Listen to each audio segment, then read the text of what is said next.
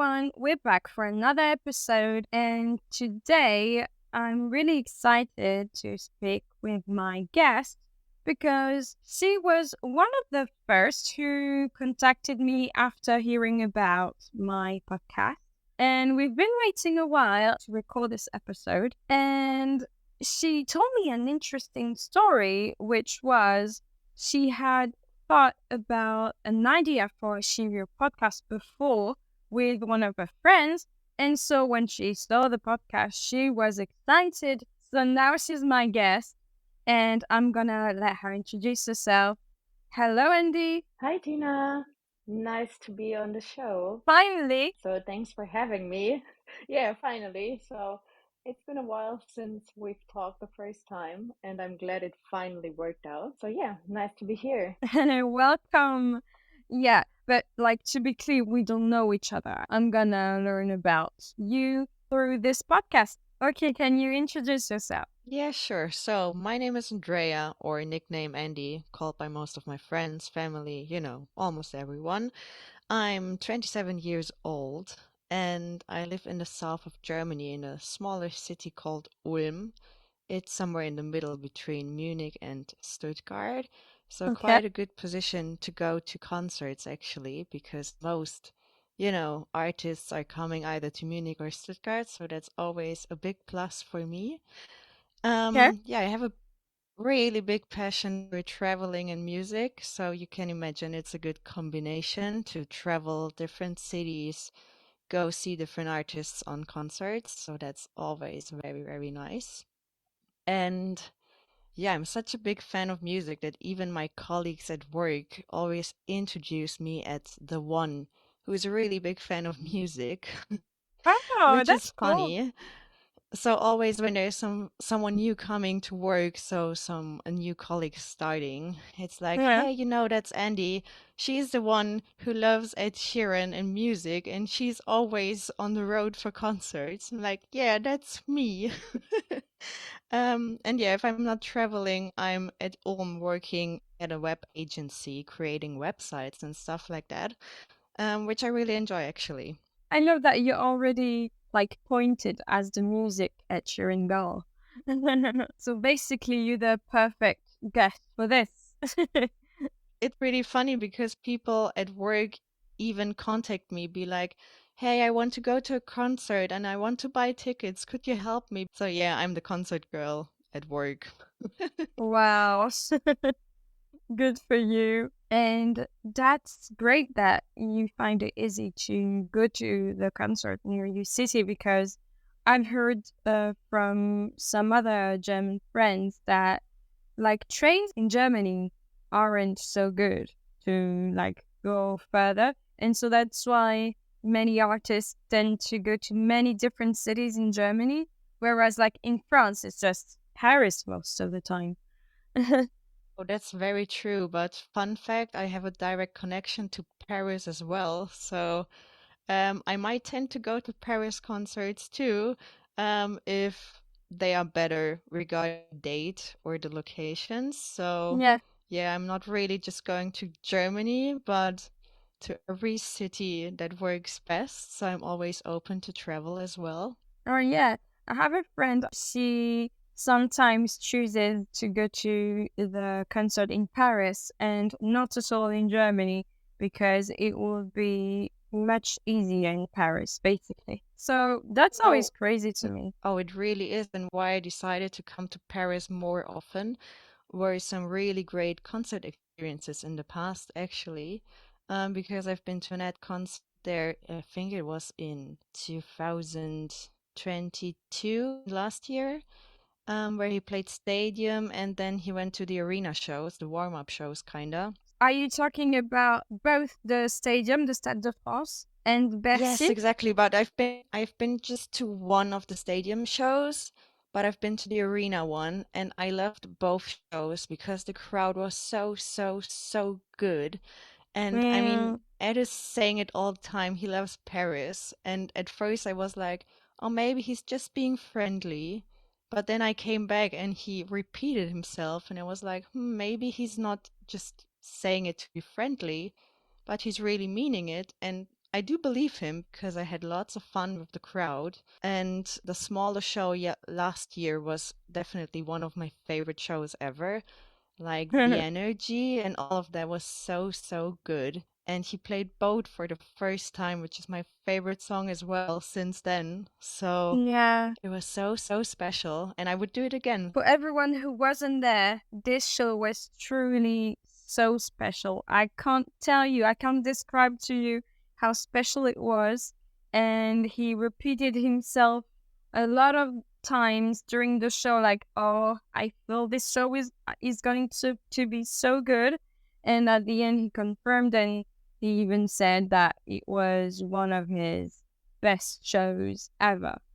Like, I was mind blown. I was as well, and he probably was too because he was in such a good mood. And I remember being there at Barrier with some friends, and we were dancing, we were singing, we were crying our eyes out.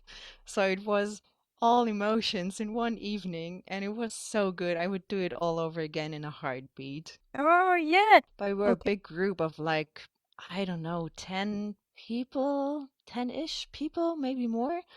Because it's always fun to be like a bigger group. I mean, I did also enjoy going to concerts on my own, but it's always more fun if you have more people to connect to. Mhm. So yeah, it was a really, really fun night and probably one of my best concerts I've ever been to. Oh, that's great. And I'm happy you mentioned that because now, like, everyone is hearing again and again from this podcast that Paris shows are the best shows. It's not just advertising, it might be true. I don't know. Maybe they come to Paris next time as well, so we have a big group of people all coming to Paris. Hey, why did you come to Paris? Oh, I listened to that nice podcast back then, and they told me that it's nice to go to Paris, so I decided to come. So here's your sign. If you're thinking about coming to Paris, do so because it was lots of fun. I mean, I was always curious to find out from other fans what it is like to see a show from their city because, like, when I heard Ed all the time saying that Paris was something else, and he was saying, yes, that, he liked other cities and he likes like the show in Ireland, he liked like Glasgow, something like that. There's a few cities he keeps mentioning, but like Paris is always something that he puts on a pedestal all the time, and he has so much fun. And like you mentioned how happy he was, like his smile was literally up to his ears. Like it was so beautiful to see. Everyone was having so much fun that I'm like, I need to experience more international shows to be able to compare what's the difference, basically. And that's something I was always wondering. And now you're confirming to me that, yeah, you've seen the difference. I mean, yeah, I've been to like 10 countries now to see Ed. I've been to German shows, I've been to France shows, I've been in the United States, so I've seen quite a lot. I've also been to Ireland, for example, and I think it's so interesting to see that the crowd is totally different. So, for example, Germany, as he's always mentioning, is very quiet, so he can play the quiet songs. Whereas, for example, Ireland is having lots of parties, so a lot of people drinking, and I don't know, partly not even paying attention. So that was super weird to me, living in Germany and knowing that people are actively listening to his songs. Very. Whereas people in Ireland were like, I'm gonna buy a beer and I'm gonna have a talk while he's singing, just having a party. And I didn't know that before. I was so confused when I got there, being like, that's nothing I've ever experienced before. Then you Very. come to Paris with that energy. Then I've also been to Bucharest in 2019, and the crowd was also so, so good. So they were partying, but they were also listening. And then Portugal, for example, was also something else. So you weren't able to compare those cities or those crowds, which is so insane. And that's one of the things I like about traveling because it's never the same as the crowd is always changing and actively or behaving differently, you know? And that's so, so interesting. Yeah, that's really interesting. And that's what I'm finding out a bit more talking to everyone in this podcast. And I like that we all compare this and we feel more united at the same times. And maybe it makes us even more curious to go and experience this. That's incredible. And thank you for telling me about your experience as well. I wanted also to say that, yeah, from personally what I've seen, for example, in the UK, it's like an international artist coming to see us in Paris. People feel really honored to have someone like that. And I didn't feel that feeling in England, where I felt like, oh, yeah, they were just going on a night out like normal and like paying a ticket to see the guy next door. It was almost like that. And so this privilege to see an artist like that, that was completely different of a feeling I felt like. So yeah, that's totally different. I can totally relate to that because as we've been to the Autumn Variations gigs in the Royal Albert Hall, Yeah. I remember for us it was so special seeing him in a theater, you know, because we've never did that before.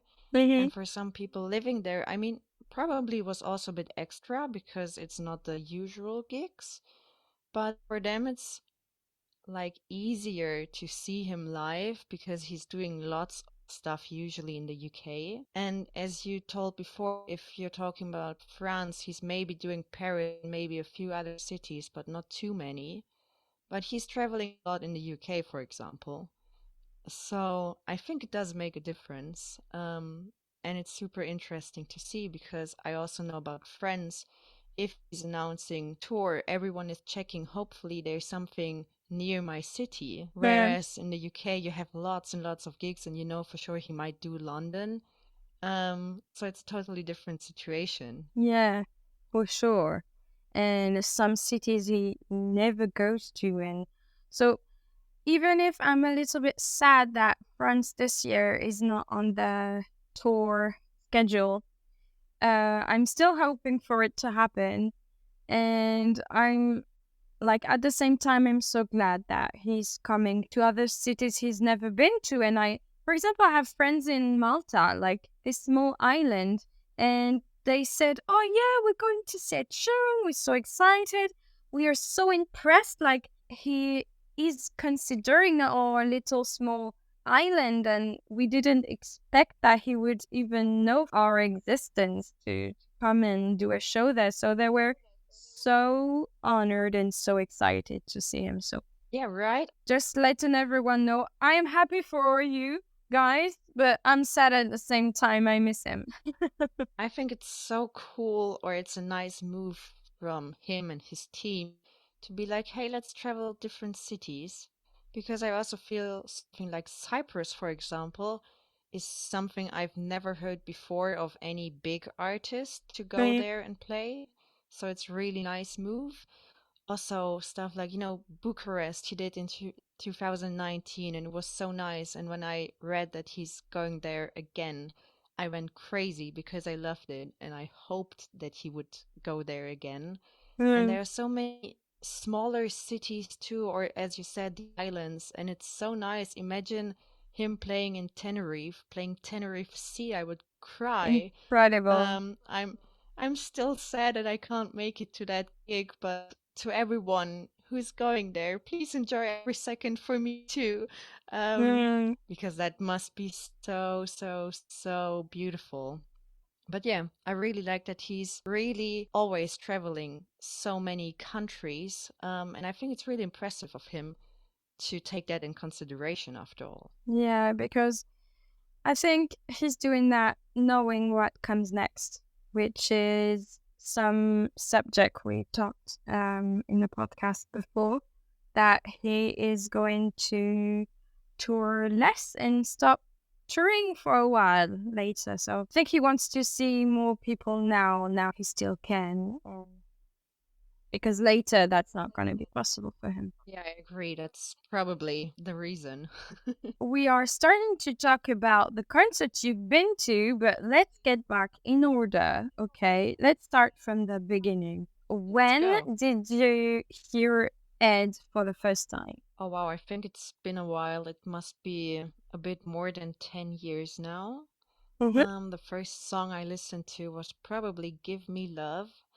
I Oh, found it on the radio and was like, oh, that's a pretty nice in song. But, Germany?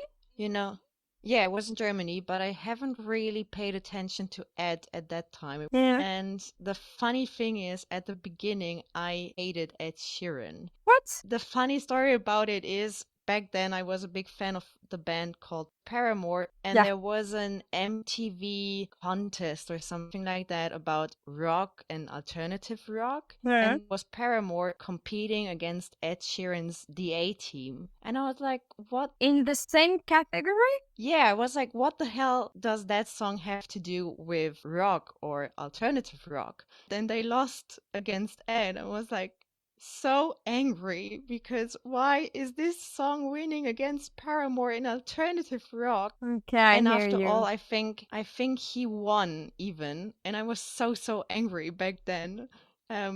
But it's like I don't know, 12, 15 years ago, so it's been some time since then. Yeah, so I rediscovered Ed accidentally by listening to Icy Fire. I was like, yeah, that's a nice song. Then I rediscovered Give Me Love. And so I started to find out who that was from. I was like, oh, that's Ed Sheeran. Okay, good. And then I figured out that Give Me Love is also from Ed. It's like, oh, I remember. That was such a nice song I listened a few years ago. And so I wasn't that angry anymore as some years passed. And I was like, let's give this guy a try. Maybe he deserves a second chance. And yeah, I started listening to his songs. Like, hey, actually, he's pretty good. I wasn't like a big fan, but I really enjoyed listening to him. Mhm. And I would say I became a fan maybe half a year later because I started listening on repeat all his albums. I was like, oh, that's so nice. And you know what? It was really bad timing. So I was like, oh, he's so cool. I want to see him live and stuff like that. And then he announced he's going on a break. I was like, oh my God. Oh, You kidding, right? so that's even after Multiply, Yes, true. because you've only mentioned plus songs. Oh yeah, it was actually with Icy Fire when I came into the game, and then I was like Tenerife Sea, The Man, New York, stuff like that, and I was like, oh, Yeah. that's so cool, so nice. Actually, he was also the reason I started to picking up my guitar again. I had one at home and I haven't played it for like 12 years because I was so Wow. frustrated. Then I was like, you know what? I really like the way he plays his guitar. I want to do that too. So I Yeah. rediscovered my guitar as well. So he's kind of the reason why I'm still playing guitar now. Amazing. The first song was The Man because it wasn't that difficult to play that part Yeah. as it's always repeating. When I realized there's nothing more I can learn by myself, I even started to go to a music school to learn and have guitar lessons. Wow. And I picked up the first song I learned in school was I See Fire, and it's still one of my favorite songs ever to play on the guitar. And then Wow. after I became a fan and really got connected to his music, there was this break and I felt so lost So in my life. hold Yeah, on. So you just mentioned the point where you became such a fan. So when do you think you became a Shiryu? I'm definitely a multiply girl, so it was during that era for sure. You know, it probably was Icy Fire because that was the song that started it all for me. I mean, Give Me Love was the one where I came in contact with Ed, but I didn't really realize it was Yeah, him. not that one. Yeah. So it's definitely Icy Fire because that was also the one I was most looking forward to when I went to his first concert. I'm so sad that he's not playing it all the time now. Like in Yeah, Paris, it's such a remember? shame. In the stadium, I think everyone was waiting for it and he didn't play it. Absolutely. And I remember, like in Frankfurt, I think it was the last night, Felix was asking Ed to play that song. And Ed was like, Oh, yeah, I think people might not be that interested in that song, but that's a lie. I mean, so many people love Icy Fire. Oh, you mean when it was raining and he came out of the venue to speak to fans? Exactly. This was the moment when he was speaking to fans and Felix asked him about Icy Fire, and then he spontaneously decided to play it on that night, and the stadium went wild. They were so crazy that he played it, and then he realized maybe he should play it more often, and all my friends were like, "Yeah, of course. I What are you waiting remember that. for?" I was like, thank you for asking him. I was waiting Yeah, for that. absolutely. He should play it more often. Mm, for And I sure. really like his transitions. Like he's starting with different songs and then he's transitioning to Icy Fire. I always get goosebumps when he does that. It's so iconic. And Icy Fire is perfect for all the shows. Like, it fits perfectly stadium shows, intimate shows, all of them. And it's the one where everyone knows the song because obviously in a stadium show, people from all ages come to see it. And if Yeah, he is definitely. playing like something from Equals, maybe people don't really know these songs. But Icy Fire, you guarantee that everyone will know. Yeah, it's like legendary. Everyone knows Icy Fire, or Mhm. almost everyone. Yeah, and I mean, it's still a fan favorite, isn't it? Yeah. So that's your journey, and like you were able to listen to Multiply a lot during his break, basically. Yes, I was, and I was so desperate for him to come back because I've never seen him live. Mm. Um, because he was coming to Munich, but back then I wasn't a big fan, but a friend of mine wanted to see him live. Yeah. And I was like, hey, if you really want to go, I can come with you because I like concerts, but I'm not that much into Ed Sheeran. Later, I became a fan and I was so angry about myself. Like, why didn't I go back then? And then there was even the break and I got even angrier with myself. Oh my God, how could I be so stupid and not go to that concert? And I was desperately waiting. And when he announced like his comeback, I went crazy. I was telling my family, my friends, my boyfriend, I went crazy and I got on everybody's nerves with, you know what? Ed is coming back. Ed is coming back. There's new music coming. You cannot imagine how happy I am. They got all crazy about me.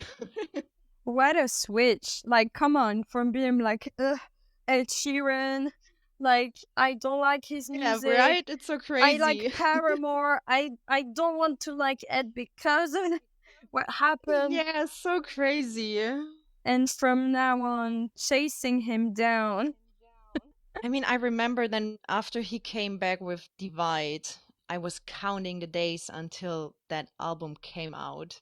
I was Mm. waiting until midnight to listen to the songs. I was totally crazy. I even ordered the collector's edition with that vinyl box and signed stuff and I don't know, so everything I was able to buy.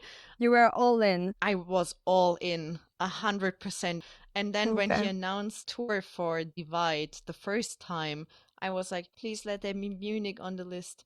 And then I read there was Munich. I was screaming so loudly that my mom came into my room back then being like, is everything all right? Are you hurt? What did happen? I was like, well, Ed just announced a show in Munich, and Was it the same reaction when Ed announced the festival in Munich this year? it was.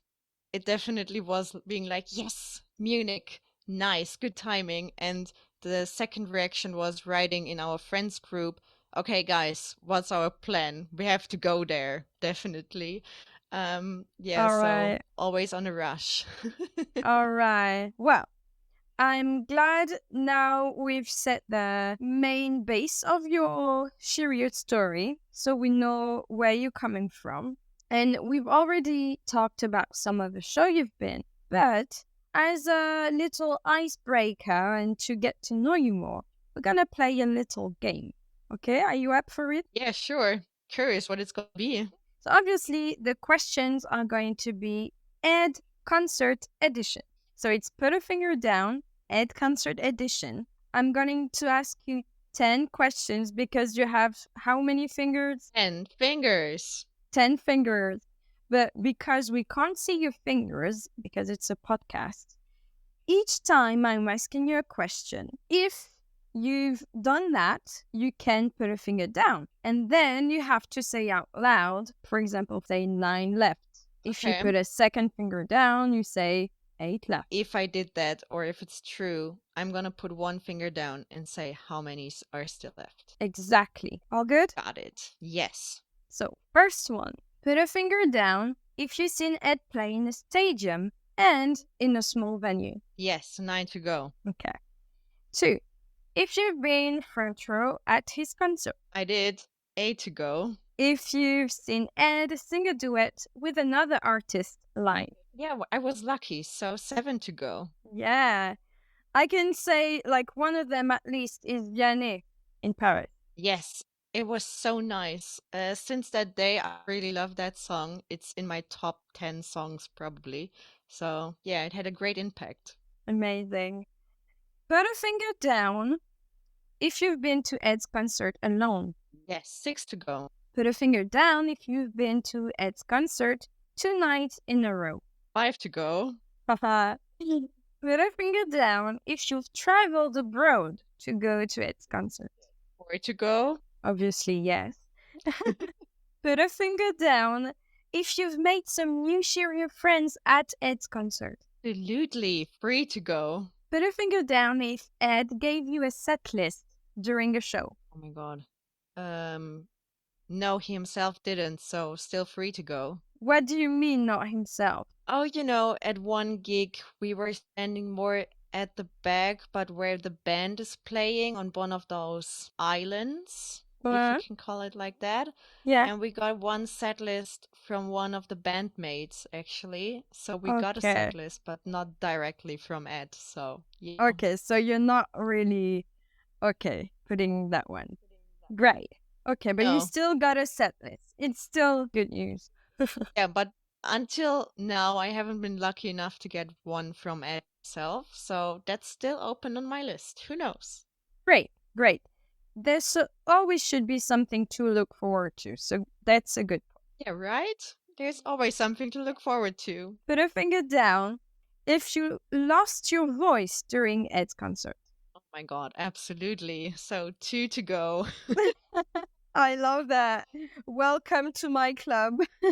Oh my god, you cannot imagine how often people at work were laughing about me because I came back traveling for an Ed concert and I came back and I lost my voice. Speechless. And yeah, so I came back in the morning to my first meeting, barely having a voice, and everyone was like, "Oh, you've been to another concert, haven't you?" It's like, yeah, that's true. I feel you there. People always make fun of me as well. But they're happy about it. They're like, oh, cool. Now we're in holidays. We're not going to hear you speak anymore. Great. Yeah, I know that. I can relate, absolutely. But anyways, nothing can stop us. Never, ever. The last one. Ready? Yes, let's go. Put a finger down if you've seen Ed play a gig that wasn't part of his own tour. Oh my god. No, I haven't. I think I Oh. haven't. So how many fingers do you have? I still have 2 left. 2 left. That's a good score. Yeah, right? So I still have something to work towards. Yeah. I loved it. So thanks a lot for that game. That was fun. Oh, cool. I hope I can play that with other fans as well. So, in the game, you mentioned that you indeed have met some Cheerios during concerts and you became friends after that, I imagine. So, can you tell us what has been your journey? Because we just heard how you became a Cheerio, but at that point, were you influenced by another Sheerio? Did you know a Sheerio back then, or did you start to talk to other fans after going to your first Ed Sheeran concert? Okay, that's an interesting story, actually. So Mhm. to my first gig, I went with my boyfriend. Yeah. He was very supportive. He even went to in total, I don't know, 5 Ed concerts. So I think that's quite a lot for him because he's Yeah. usually into heavy metal. But Oh, she told me that she really enjoyed Ed live, so Ed did a great job for that. Yeah, so my first concert was with my boyfriend and a good friend of mine who is really into going to concerts. Like she okay. does like Ed, but she's not a super fan. But at the Okay. first gig, I became a super fan because, after the gig, I was like, I have to go see more gigs. And then the year Uh, after, when he came back to hold on, Munich, hold on. So, what was the first gig? it was in Munich in 2017, like the Divide first tour. shows. Yes, yes, during Divide. And Okay. in the same year, I won the competition to see him in Hinterpax in that small gig, A competition? which was, yeah, there was like a competition. Remember from Perfect, the video? There is like this small house where they have some sequences in the music video, and there he had some kind Yeah. of private gig for like 200 people, I think. And Oh, I was so crazy about it. I applied for every competition that was available for this concert. I well. think I submitted like 20 to 30 entries on different channels to try to get there. Oh my And in the gosh. Well, end, that paid off. it did, and it was super spontaneous because I got contacted by Warner like 2 days before the gig, being like, "Hey, you're on the list, you won." And I was like, "Oh my God, oh my God, oh my God." And I was so excited about it. Hmm. And after that gig, which was super special, then it Yeah. kind of started because in 2018 he came again to Munich. And this was the first time where I knew I have to queue to get better seats or a better spot after all, because it's standing, not seated. And this was the first time where I spent more time with other Shirios I've never met before. And I mean, if you're in the queue, you start talking, you're playing small games, and you always have the questions, hey, what is your favorite song? How did you get connected with Ed? And that's so nice to have that exchange Yeah, that I had the sure. first connections to people. And this was also the first time where I learned that people are actually doing multiple gigs. Because for me back then, it was like, okay, I'm going to one gig and that's fine. And then I learned that some people are traveling for Ed, going to Austria, going to, I don't know, the Czech Republic, stuff like that. And was like, Yeah. oh my God, that's so, so cool. And that's the moment where I realized I want to do that too. Yeah. So the next round of Divide 2019, I decided I'm not just doing one gig, I'm doing as many gigs as I can. And I Wow. started to do that as well with traveling. And it was so nice because at that time I already met some people, I mean, at the concerts, but also on Twitter or Instagram. Yeah. And in Lisbon, for example, I was on my own. I didn't know anyone. So I was like, I don't want to go on my own, but maybe I can find some other Cheerios. So I just placed a tweet being like, hey, is someone going to Lisbon as well? And that's Yeah. why I met Martin for the first time because he was like, yeah, I'm coming. Maybe we can meet up. And that's what we did. And I met Kel for the first time and some other Cheerios. It was so special That's because I so got that sweet. connection. I felt that family feeling because Hmm. someone reacted to my tweet. My thought was, well, maybe no one's gonna reply, but people did. That's how it started. And one of my best friends I found on Twitter too because she's a fan of Ed and she's also a fan of James Bay. And we Yeah. kind of connected. And after some time, we were like, hey, are you going to any concert? Maybe we can meet. And she was like, yeah, I'm going to Hockenheim. I was like, oh, nice, I'm going there too. And this was the first time we met in person. And since that day, we're really close friends. And I love that. That's what I love about Ed and his music, like this connection. It's not only his music, but the people that belong to it? Yeah. Oh, wow. That's beautiful. How close are you? Like, do you see these people you've met outside of Ed's concert now? I do. Actually, I do have a group of friends that even came to my wedding. Really, really close friends I met through Ed and his concerts. No way. We're in really close contact, and I got married last year in September. And Yeah. some of my closest friends got invited too, and they were so happy about it. And I was so happy that they made it because they came from different cities, from different countries.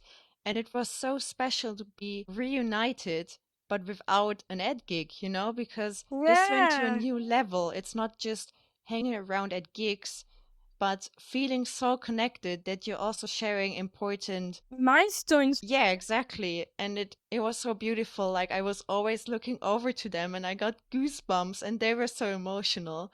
And fun fact, Ed played an important role at my wedding too, because the first dance song was an Ed song. Um, Oh, yes. What was it? it was No Strings. No Be- strings. yeah, because that has a really special meaning to us, and we were dancing to that song. And as it was some kind of traditional with smaller games, there was one where we had to do some karaoke, my What? husband and I, in front of the whole crowd, and we had to sing perfect together. So there was always also a part of Ed being at our wedding.